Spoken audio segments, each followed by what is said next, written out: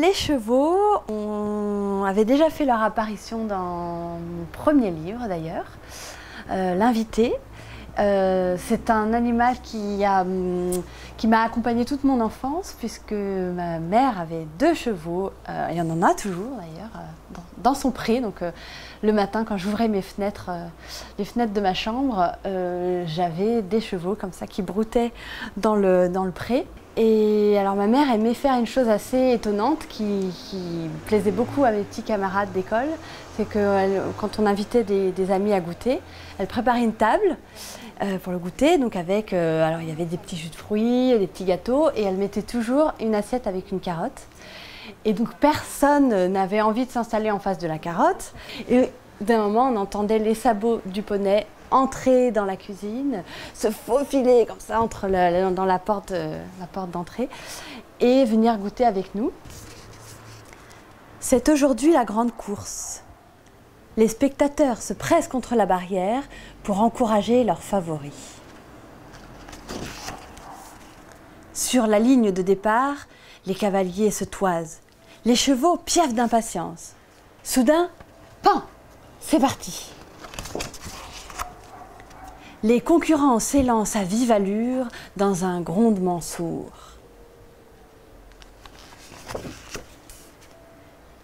Les chevaux s'emballent, les cavaliers s'agrippent, les spectateurs se passionnent pendant que... Je suis très attachée à la musique des phrases, et donc je les goûte, c'est comme un gâteau, je goûte les mots, je les dis à voix basse, à voix haute, je laisse reposer, je relis le texte 3 heures après, je lis le texte à d'autres. Les derniers coureurs tentent toujours de franchir la ligne de départ. Je vais vous montrer comment a commencé Course épique, parce que c'est comme ceci que je procède à chaque fois. C'est-à-dire que ça, c'est un petit cahier où chaque page correspond à une idée de livre. Et Course épique, une foule, une ligne de départ, démarrage, un cheval à bascule, statue, âne déguisé, selle de cheval farfelu, une chevauchée, une chute, se relève, cheval sur le cavalier, victoire, médaille au cheval, carotte au cavalier. L'étape qui va vraiment me demander beaucoup de temps, c'est celle des crayonnés. Donc c'est là où je construis mon image et où je définis vraiment les poses, les personnages, la tête qu'ils vont avoir.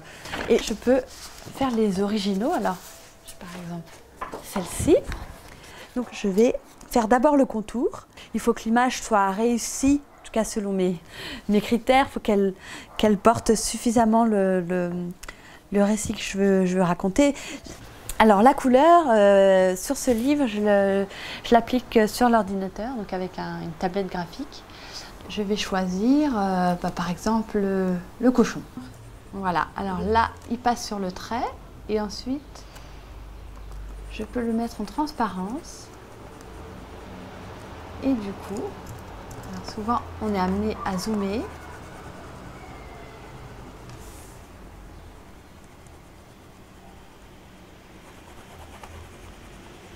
J'ai beaucoup dessiné petite et surtout, et avant cela, avant le dessin, c'était surtout le goût de raconter des histoires. Et puis après, j'ai fait des études, enfin le collège, le lycée. Au moment de choisir son orientation, je ne pensais pas du tout à ce métier, celui que j'exerce aujourd'hui. Donc j'ai fait des études de lettres et d'histoire de l'art. Donc, qui est une façon quand même de me rapprocher de ce métier. Et puis, en année de licence, donc 3 ans après le bac, j'ai fait de la bibliothèque de rue avec des enfants roms. Et là, je me suis replongée dans ce que j'aimais enfant, c'est-à-dire sortant des livres, mais j'adore, mais je le lisais quand j'étais petite, ça me faisait remonter tout un tas de souvenirs et d'émotions. Et puis j'ai découvert aussi des livres qui étaient contemporains au moment où je les choisissais. Et c'est à ce moment-là que je me suis dit, mais là il se passe quelque chose, et c'est de ce côté-là que je rêve d'être, et j'ai envie moi aussi de raconter des histoires. Donc c'est comme ça que j'ai fait un virage à 360 degrés qui a étonné tout le monde, puisque ça a été un peu une orientation tardive.